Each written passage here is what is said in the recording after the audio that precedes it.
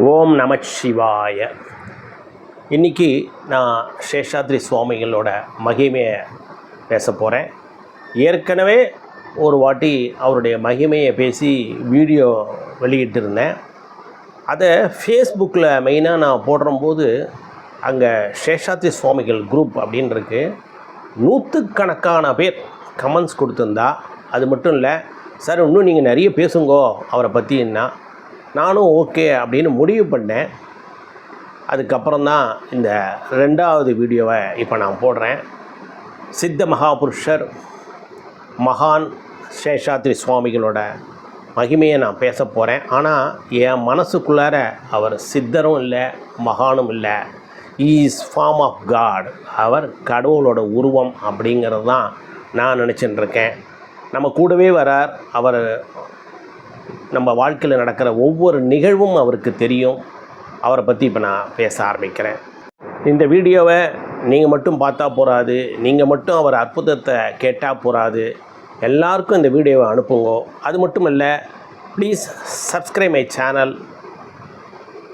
Thank you very much. உங்களின் ஆன்மீக பயணத்தில் சித்ரா பாலசுப்ரமணியன். நம சிவாய. இன்றைக்கி நம்ம ஒரு 3-4 சேஷாத்ரி சுவாமிகளோட அற்புதங்களை பார்க்க போகிறோம். இந்த முதல் அற்புதங்களை பார்க்குறதுக்கு முன்னாடி ஒரு விஷயம் என்னவென்றால், சேஷாத்ரி சுவாமிகளுக்கு தெரியாதது எதுவும் இல்லை. இப்போ என்ன நடக்கிறது, நாளைக்கு என்ன நடக்க போகிறது எல்லாமே அவருக்கு தெரியும்.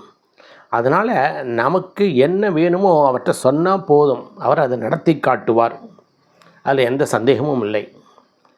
இதில் அவர் நம்மை பற்றி நன்றாக தெரிந்து வைத்திருப்பார், ஆனால் தெரியாதது போல இருப்பார். அது அவர்கள் சித்தர்களோட நடவடிக்கை. அவர்களெல்லாம் அவர்களுடைய நடவடிக்கைகளுக்கு நம் எந்தவித ஒரு எல்லையும் நாம் அதில் சொல்ல முடியாது. இப்படி இருக்கணும், அப்படி இருக்கணும், எப்படி வேணாலும் இருப்பாங்க. இப்போ திருவண்ணாமலையில் தாயம்மாள் அப்படின்னு ஒரு பெண்மணி, அவங்க என்ன பண்ணுறாங்க, அன்றைக்கி சஷ்டி, திருவண்ணாமலையில் இருக்காங்க, அன்றைக்கி சஷ்டி.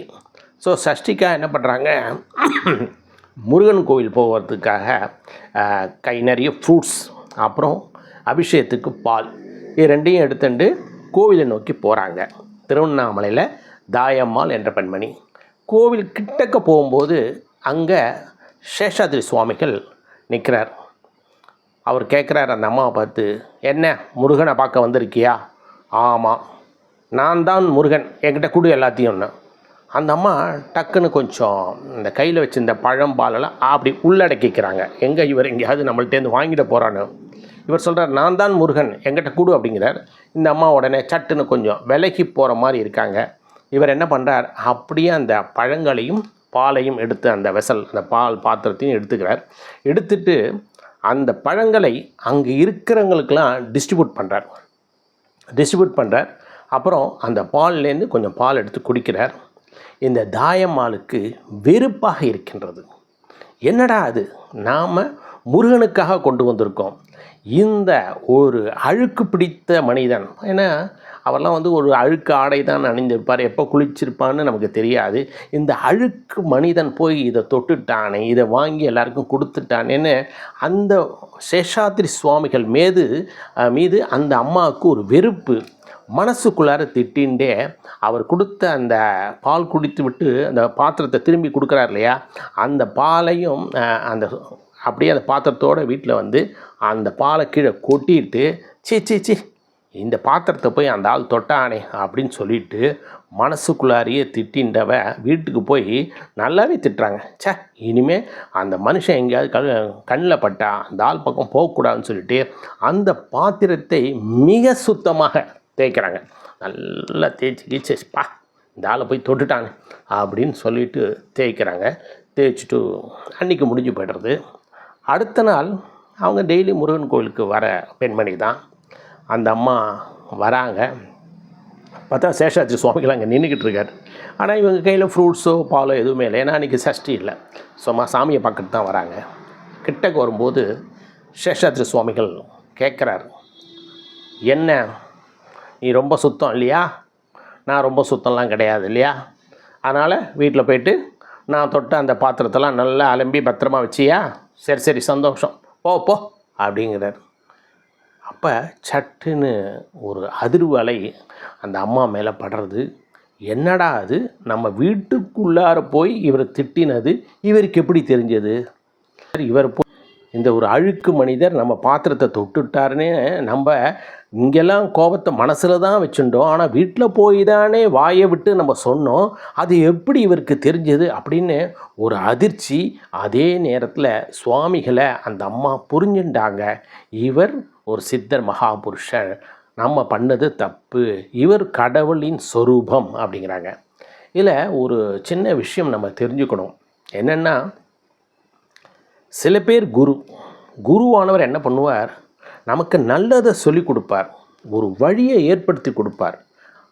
அவங்களுக்கும் இவங்க இந்த சேஷாத்ரி சுவாமிகள் அவங்கெல்லாம் இருக்காங்க இல்லையா, இவங்கெல்லாம் ஃபார்ம் ஆஃப் காட். நம்ம குறைகளை தீர்த்து வைக்க முடியும். கடவுள் ஒருவரால் தான் நம்மளுடைய கஷ்டங்களை தீர்த்து வைக்க முடியும்.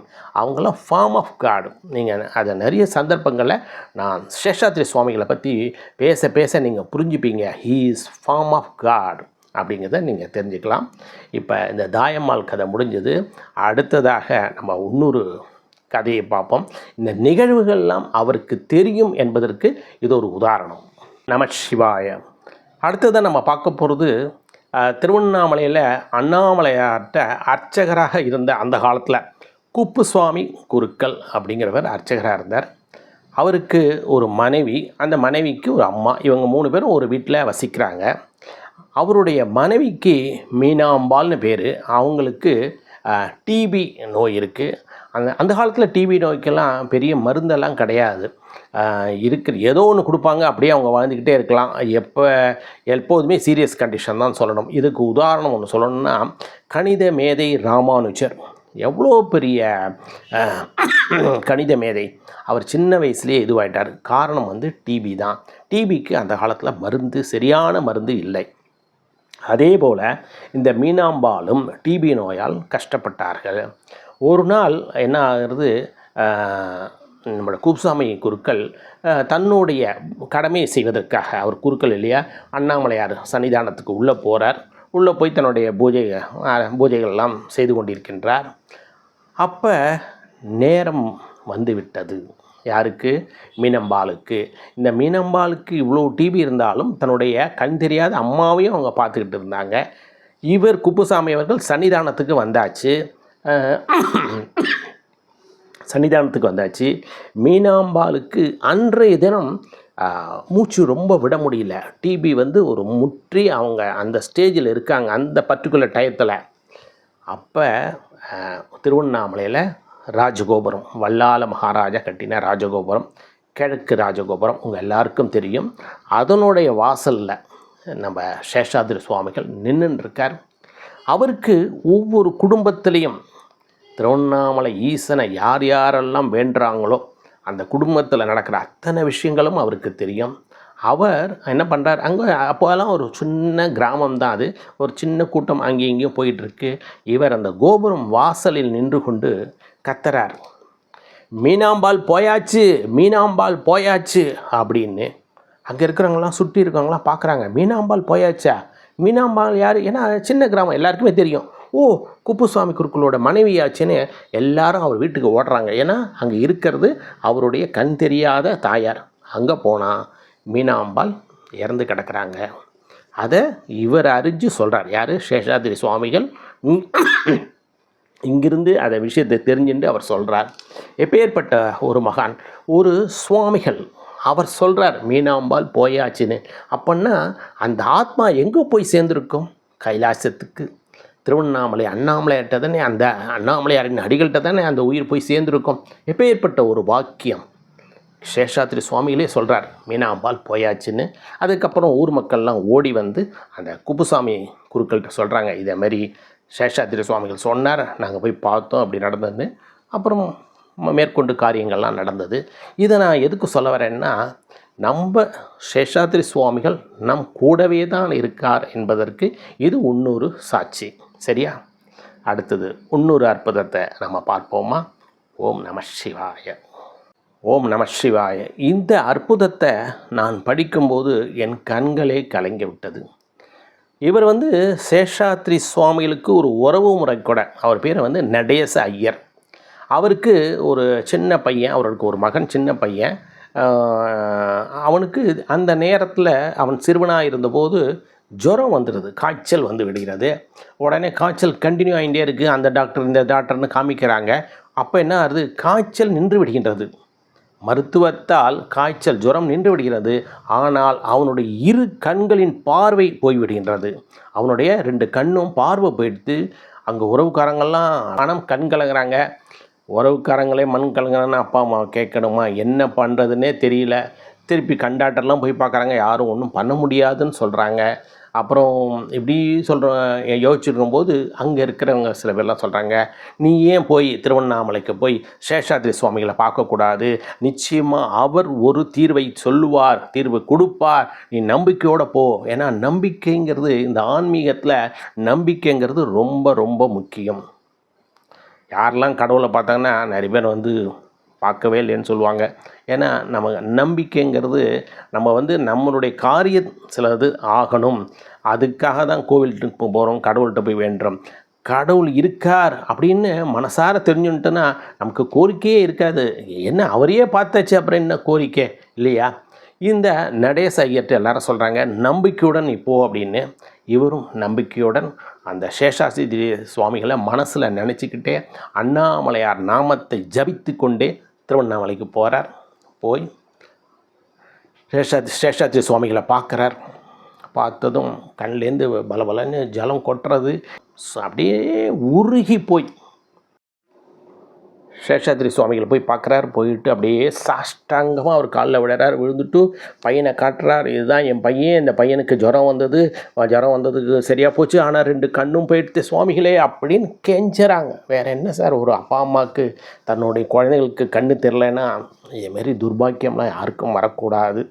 ஏன்னா நம்மளுடைய குழந்தைகள் நல்லா இருந்தால் தான் நாம் நல்லா இருப்போம். என்ன சம்பாதிச்சாலும் பிரயோஜனம் இல்லை சார். அதாவது நம்மளுடைய குழந்தைகள் வாழ்க்கையில் மேலே மேலே வந்தால் தான் நாம் மனசார நல்லா இருப்போம். அப்படி சொன்னதும் சேஷாத்ரி சுவாமிகள் ஒன்றுமே சொல்லலை, அப்படி பார்த்தார். அப்போ கிட்டத்தட்ட இரவு நேரம், திருவண்ணாமலையார் கோவில் மூடப்போடுகின்ற நேரம், மூடும் நேரம். அப்பா அம்மாவை கூட்டிக்கிறார். அந்த குழந்தை அந்த சிறுவனோட கையை பிடிச்சிக்கிறார். கண்ணு தெரியாது இல்லையா, பிடிச்சி தரன்னு இழுத்துன்னு உள்ளே ஓடுறார். உள்ளே போயிட்டு அம்பாள் சன்னதிக்கிட்ட போகிறார். அங்கே இருக்கிற அர்ச்சகரை கூப்பிட்டுட்டு, இந்த பையனை, இந்த சிறுவனை நீ என்ன பண்ணுற, உள்ளே வச்சு பூட்டிடு, காத்தால தர அப்படிங்கிறார். அப்போல்லாம் சார் கோவிலில் எல்லாருமே ஒரு நம்பிக்கையோடு இருப்பாங்க. வேறு கேள்வியெல்லாம் கேட்க மாட்டாங்க, ரூல்ஸ்லாம் பேச மாட்டாங்க. அங்கே கடவுளால் அந்த நிகழ்வு நடக்கப் போகின்றது இல்லையா, உடனே அந்த சிறுவனை அந்த உண்ணாமலையார் சன்னதியில் வச்சு பூட்டிட்டு வெளியில் வந்துடுறாங்க. அதுக்கப்புறம் பிரார்த்தனை தான், அப்பா அம்மா எல்லாம் பிரார்த்தனை. சேஷாத்ரி சுவாமிகள் எங்கேயோ போயிட்டார். காலை வருது, சன்னிதானத்தை திறக்கணும் இல்லையா, அம்மன் சன்னிதானம் திறக்கப்படுகின்றது.